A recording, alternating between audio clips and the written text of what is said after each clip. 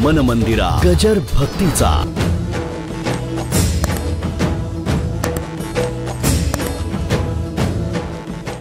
जीवनामध्ये माणसाच्या कुठे नाही कुठेतरी मल आहे आणि कोणाचा नाही कोणाचा तरी अमल आहे. दोन शब्द कळले का? कशाचा नाही कशाचा तरी मल जीवनाला चिकटलेला आहे आणि कुणाच्या तरी अंमलाखाली आपण वावरतो. घरातले असतील, बाहेरचे असतील, नाही तर आतले असतील, पण अंमल आहे. आणि अंमल आहे म्हणून अंमल नाही, नाही का? कुठेतरी चित्त साधा का होईना पण कुठे नाही कुठेतरी डाग आहे. हे मान्य करायला पाहिजे. साधू असू दे, संत असू दे, कोणी असू दे, पण जीवनाचा सुद्धा डाग हा एक भागच आहे, नाही का? धोब्याकडे कपडा गेल्यानंतर पुन्हा ओळखता यावा म्हणून तो त्याला काळा डाग करतो. म्हणजे आपण धुवायला द्यावं आणि त्याने अशी खूण करावी की फाटला तरी डाग जाऊ नये. ही सुद्धा गंमत आहे, नाही का? म्हणून मोठ्या मोठ्या लॉन्ड्रीमध्ये एक दुसरं चिंडूक जोडतात आणि त्याच्यावर नंबर घालतात, पण डाग येतोच. तसं कुणावर कामाचा डाग आहे, क्रोधाचा डाग आहे, विषयाचा डाग आहे. डाग तर आहेच आहे, कुठे नाही कुठेतरी आहेच आहे. सत्तेच्या अहंकाराचा डाग आहे. इथे व्याख्या कशी आहे? विद्येचा सुद्धा डाग असतो बरं का. विद्येचा सुद्धा मल चढतो. जेव्हा विद्येचं रूपांतर अहंकारात होतं, मदामध्ये होतं. ज्ञानेश्वर महाराज म्हणाले, लाटण्या ऐसा न लवे आणि पाथर जेवी न द्रवे. लाटणं जसं वाकत नाही तसं ज्ञानाचा अहंकार झाल्यानंतर तो सुद्धा लवकर वाकत नाही. विद्येचा मद आहे, तारुण्याचा मद आहे, पैशाचा मद आहे, अधिकाराचा मद आहे. हे चार मद मोठे आहेत. तर का कुणाला विद्येचा मद असतो, कुणाला असं वाटतं माझ्यासारखा शिकलेला कोणी नाही. आपल्या घरामध्ये सुद्धा पाहायला मिळतं. वडिलापेक्षा मुलं जास्ती शिकली तर ते वडिलाला दाब देतात. तुम्हाला काय माहिती आहे, तुम्ही कुठे शाळेत घेतला? पण मूर्खा, मीच घातला ना शाळेत तुला. काय पोरं म्हणतात, तुम्हाला काय माहिती आहे, तुम्ही कुठे शाळेत गेला काय? अरे शाळेत गेलो नाही मी, हे मला कळलं, पण तुला शाळेत घालायचं हे मला कळलं म्हणून तू बोलतोयस नाही. तेव्हा एवढं लक्षात घ्या, काही विद्येचा मद आहे आणि तो मद हा मळ आहे बरं का. काही तारुण्याचा मद आहे, तो असतो. एखादी व्यक्ती तरुण असते, ताकद असते, मग त्याला असं वाटतं आता काही नाही आपल्याला कमी, आपण कोणालाही मागे सारू. कालांतराने कमी झाल्यानंतर कळतं, मग तो सांगतो लहानपणी आम्ही झाडावर चढत होतो, आता पलंगाच्या खाली सुद्धा उतरता येत नाही. नाही, पलंगावर चढून बसणं सोडून द्या, पलंगावर निजवण्याकरता दोन माणसांनी धरून त्याला आडवा करावा लागतो, ते शेवटी न्यायतोपर्यंत. कशाचा तारुण्याचा मद, कशाचा शिक्षणाचा मद, कशाचा पैशाचा मद.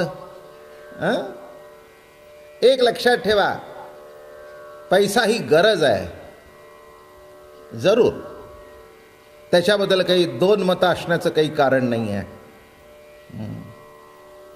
गरज म्हणून पहा, त्याचा मद येऊन देऊ नका. तो मद केव्हा उतरेल सांगता येत नाही.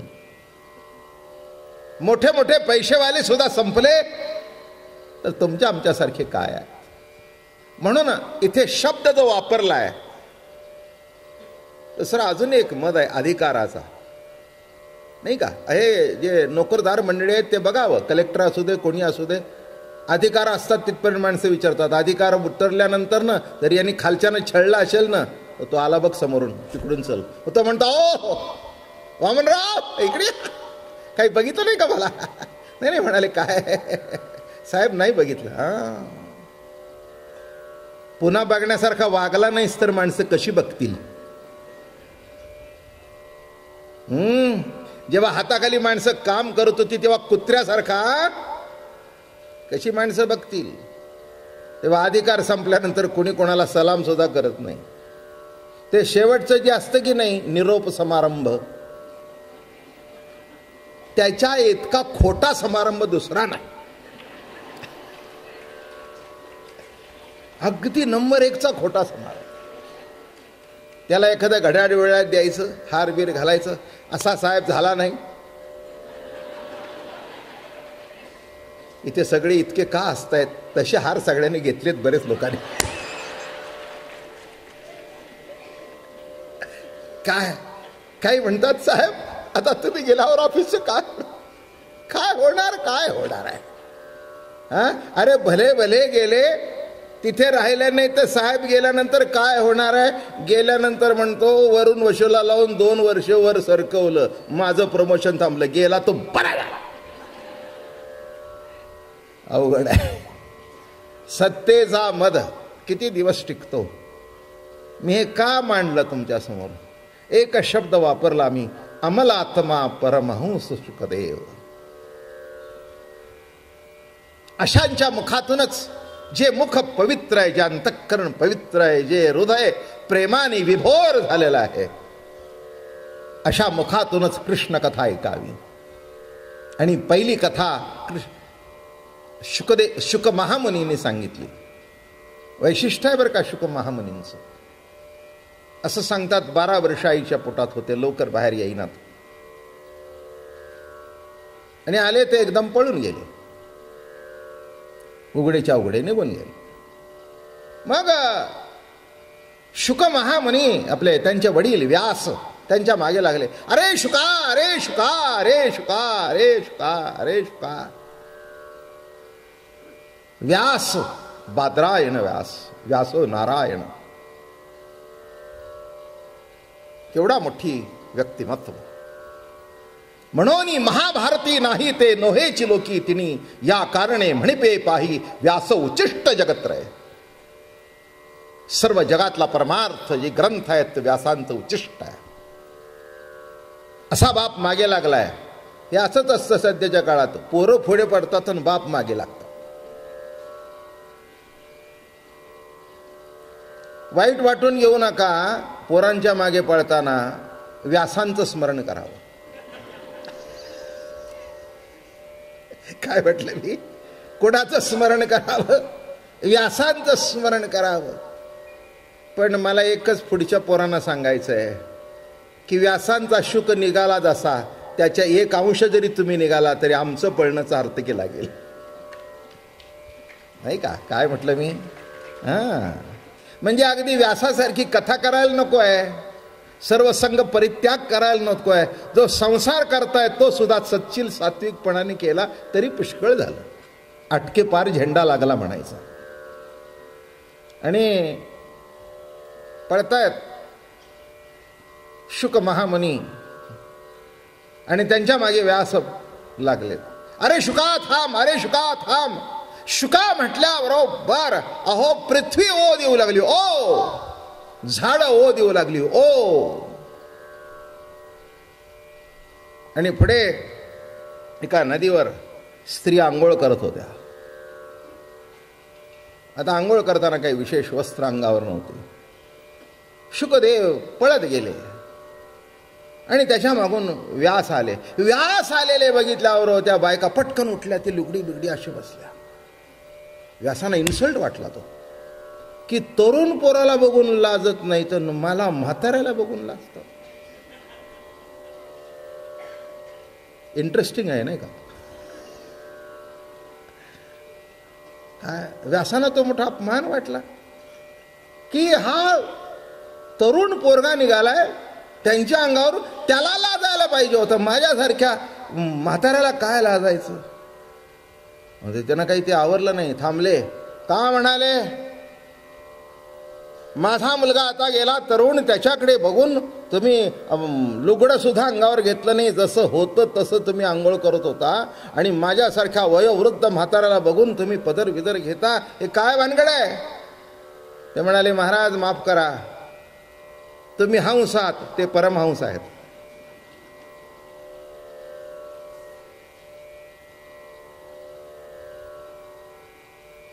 नीट लक्ष देऊन ऐका. काय सांगितलं? तुमचे चिरंजीव परमहंस आहेत, तुम्ही हंस आहात. व्यास म्हणले म्हणजे? म्हणाले, हंसाचं काय असतं? दुधामध्ये चोच टाकल्यानंतर पाणी एका बाजूला होतं आणि दूध एका बाजूला होतं. हे परमहंस असल्या कारणाने दृष्टी एकरूप झालेली आहे. तिथे स्त्री पुरुष हा भेद नाही. तुमच्यात भेद आहे म्हणून तुम्ही हंस, आणि त्यांच्यात भेद नाही म्हणून ते परमहंस. आई बसा खाली. आई खाली बसा.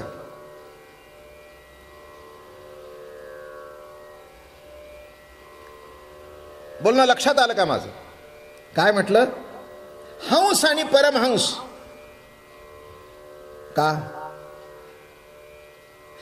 तुम्ही जो प्रश्न विचारला की माझ्याकडे बघून पदर का घेतले, हा प्रश्न त्यांनी विचारला नाही. कारण त्यांच्या नजरेतली स्त्री संपलेली होती, त्यांच्या नजरेतला पुरुष संपलेला होता, ब्रह्मरूप प्रतीती होती. आणि तुम्ही हंसात चोच टाकली की एका बाजूला पाणी, एका बाजूला जगत आणि एका बाजूला ब्रह्म, असे दोन भाग झाले. तिथे दोन भाग नाही, सगळे एक रूप आहे. व्यास म्हणाले, हेही खरा अर्थ आहे. म्हणून लक्षात ठेवा, हंस व्हा तुम्ही, मोत्याचा चारा मिळेल, पण परमहंस असेल तर कृष्ण सखा भेटेल. म्हणून दोन अर्थ लक्षात घ्या, हंस आणि परमहंस. आणि मग व्यासांना सुद्धा आश्चर्य वाटलं. खरंच आहे म्हणाले, मुलीनो माझ्या गुरु आहात तुम्ही. खरंच आहे, माझ्या नजरेतली स्त्री गेली नाही. माझ्या नजरेतली स्त्री गेली नाही आणि माझ्या मुलाच्या नजरेमध्ये स्त्रीच नाही, परमहंस आहे. परमहंस आहे, कुठे विकार नाही. मंडळी, या कथा मोठ्या आहेत, अलौकिक आहेत. याच्यातलं आपल्याला किती जमेल मला माहिती नाही, पण जमण्याकरता वाटचाल सुरू करायला काही हरकत नाही. माझं बोलणं कळलं ना? कदाचित मुक्काम 1,00,000 किलोमीटरचा असेल, 2,00,000 किलोमीटरचा असेल, पण या जन्मी जर वाटचाल सुरू केली तर अनेक जन्मानंतर तिथे आपल्याला नक्की पोचता येईल. जाणून तरी घ्या कुठे पोचायचंय. जाणून तरी घ्या की आपल्याला चालायचंय. जाणून तरी घ्या की आहे तो मुक्काम नाही, आहे ती वेटिंग रूम आहे, घर नाही. हे जाणून तरी घ्या. तुम्ही वेटिंग रूमलाच घर करून बसलाय. हो, वेटिंग रूमला घर केलंय तुम्ही. आता त्याला आम्ही तरी काय करावं? वेटिंग म्हणजे you have to wait for some particular time. काय घरामध्ये तुम्हाला कोणी विचारतं का किती दिवस राहणार आहात? असं कधी विचारतं घरामध्ये? घरामध्ये विचारण्याचा प्रश्न येतो. म्हणला विचारतोस काय? म्हणला घर माझं आहे, काय मी इथे राहणार आहे. हॉटेलमध्ये विचारतात गेल्याबरोबर, वेटिंग रूमच आहे ती. किती दिवसाचं बुकिंग? 2 दिवसाचं असेल तर जमेल, कारण त्याच्या पुढे फुल आहे. काय तसं नीट लक्षात घ्या, तुमचं सुद्धा वरून बुकिंग झालेलं आहे, इतक्या दिवस इथे थांबायचं. त्याच्या पुढे एक क्षण तुम्हाला इथे वेटिंग रूम मध्ये जागा मिळणार नाही. काय प्रत्येकाचं वेटिंग रूमचं बुकिंग झालेलं आहे वरून. काही काही मोठी मोठी महाबळेश्वरला हॉटेल असतात, माथेरानला असतात, त्याचं बुकिंग मुंबईला होतं.